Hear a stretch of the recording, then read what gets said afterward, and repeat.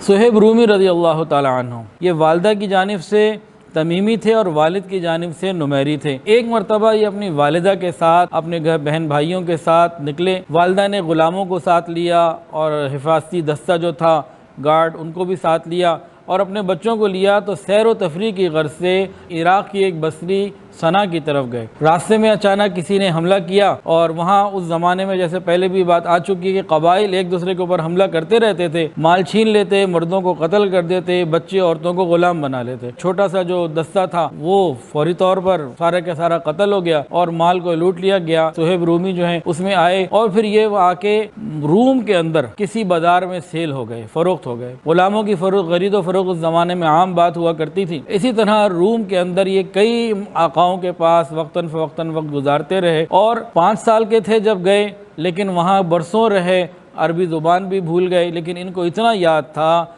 कि मैं अरबी हूँ, मैं रूमी नहीं। मुसलमान तो उस वक्त नहीं थे, लेकिन इस इंतज़ार में होते थे कि काश मुझे दोबारा वो आज़ादी के दिन मिलें और अब मैं अरब ममालिक में किसी तरीके से अपने इलाके में वापस पहुँच जाऊँ। ये इनके दिल की तमन्ना होती थी। ताहम अरबी को वो भूल चुके थे और उनकी नशो नुमा सारी की सारी रूम के अंदर हुई। इसी निस्बत से वो सुहेब रूमी कहलाते थे। सहाबा जब उनको देखते कि वो जब मक्के आ गए, उनकी ज़ुबान में लुकनत थी और बाल उनके सुर्ख थे, लाल थे, इस निस्बत से सहाबा उन्हें रूमी कहते थे। आए भी वो रूम से थे तो ज़िंदगी भर सुहेब रूमी कहलाते रहे। आज भी सुहेब रूमी ही कहलाते हैं, लेकिन थे ये अरबी नस्ल। एक मरतबा ये अपने एक आका के पास थे। वहाँ एक ईसाई काहिन इनके आका के पास आया, कहने लगा कि वो ज़माना करीब आने लगा है कि एक नबी आखिरुज़्ज़मा जो ईसा इब्ने मरियम अलैहिस्सलाम की तस्दीक करेंगे और आखिरी दीन लेकर आएंगे, अंधेरों को ख़त्म करेंगे, उजाले को फैलाएंगे, उनका वक्त आने का बहुत करीब आ चुका और वो अरब के किसी इलाके में ज़ाहिर होंगे। इन्होंने जब ये बात सुनी कि इनका आका और काहिन आपस में ये बातें कर रहा है,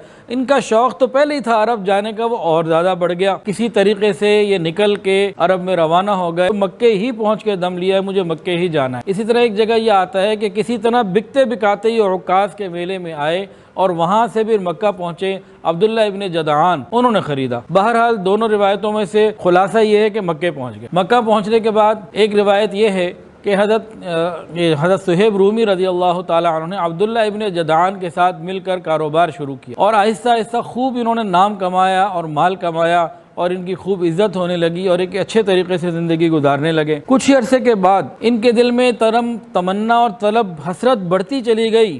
कहते थे तन्हाइयों में, मता यकून ज़ालिक, वो कब वक्त आएगा जिसकी काहिन ने खबर दी थी मेरे उस आका को, वो कब आएंगे, वो नबी और आखिर ज़मा कब आएंगे। तो बहुत तमन्ना के साथ इंतज़ार करते रहते और हसरत के साथ और अल्लाह से मांगते, या अल्लाह मेरी उम्र को लंबा कर देना ताकि मैं उनको देख सकूं, उन पर ईमान ला सकूं। तो ये पहले से उनके दिल के अंदर तमन्ना मौजूद थी। एक मरतबा ये तिजारत के सफ़र पे गए हुए थे, वापस आए तो मालूम हुआ कि मक्के में किसी ने नबूवत का ऐलान कर दिया। तो बड़े शौक से पूछा, किसने ऐलान किया? कहा मोहम्मद, वही जिनको अमीन कहते हैं। हाँ हाँ वही। वो कहाँ मिलेंगे बताओ? बताने वाले ने बताया कि भाई ये बता रहा हूँ कहाँ मिलेंगे, दारे अरकम में मिलेंगे, वहाँ चले जाओ, लेकिन एहतियात के साथ जाना। कुरैश सख्त बिफरे हुए हैं, जिसके बारे में पता लग जाए कि उनसे मिलते हैं, उनसे मोहब्बत रखते हैं, उसका जीना दोबर कर देते हैं। अरे तुम तो मक्के के भी नहीं हो, तुम्हारा कबीला कोई नहीं, तुम्हारा यहाँ ख़ानदान कोई नहीं, तुम्हारा यहाँ कोई हामी और नासिर कोई नहीं, तुम्हारी बैक पे कोई भी नहीं है, एहतियात के साथ जाना। उसने सारी चीज़ें समझा दी।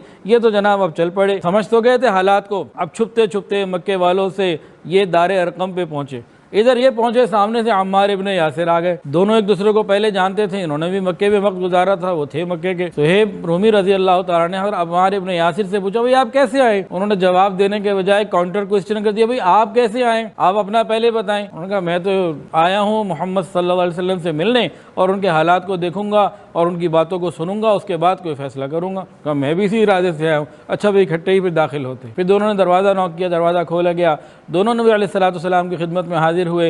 नबी अलैहिस्सलाम से गुफ्तगू शुरू हुई थी। नबी अलैहिस्सलाम से पूछा, आप किस चीज़ की दावत देते हैं?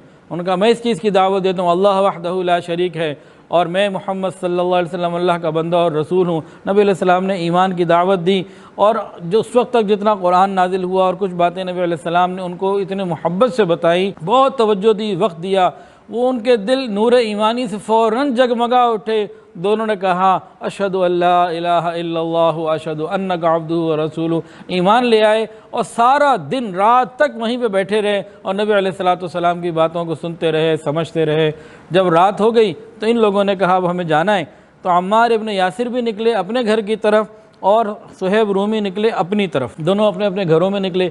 अम्मार इब्न यासिर अपने घर गए, जाके कहने लगे, उन्होंने घर वालों ने पूछा सारा दिन किधर थे, नज़र नहीं आए, कहाँ गायब थे। उन्होंने बाकी सीधा अपने माँ बाप को बता दिया और उनके माँ बाप ने फ़ौरन इनकी ज़ुबानी सुन के नबी पर उसी वक्त ईमान ले आए। हज़रत अम्मार इब्न यासिर नबी अलैहिस्सलाम की खिदमत में हाजिर होकर बताया, या रसूलल्लाह मेरे माँ बाप भी ईमान कबूल कर चुके। नबी अलैहिस्सलाम ने उनको फरमाया, अम्मार इब्न यासिर को तय्यबुल मुतय्यब, ये पाक बाज भी है और पाक करने वाला भी है। तो नबी अलैहिस्सलाम बहुत खुश हुए। हज़रत सुहैब रूमी रज़ी अल्लाह ताला अन्हु, इन्होंने वो ज़माने में ईमान कबूल किया जिसमें हज़रत बिलाल रज़ी अल्लाह ताला अन्हु, हज़रत सुमैया रज़ी अल्लाह ताला अन्हा, हज़रत खब्बाब बिन अल अरत रज़ी अल्लाह ताला अन्हु और इस तरह मुसलमान जिन्होंने बेशुमार मज़ालिम सहे। इतने मज़ालिम थे अगर किसी पहाड़ पर डाल दिए जाते वो रेज़ा रेज़ा हो जाता, वो उन्होंने तकलीफ़ें बर्दाश्त की। लेकिन वो जानते थे कि जन्नत की राहें, जन्नत के रास्ते जो हैं ये आजमाइशों और तकलीफ़ों से होके ही गुज़रते हैं।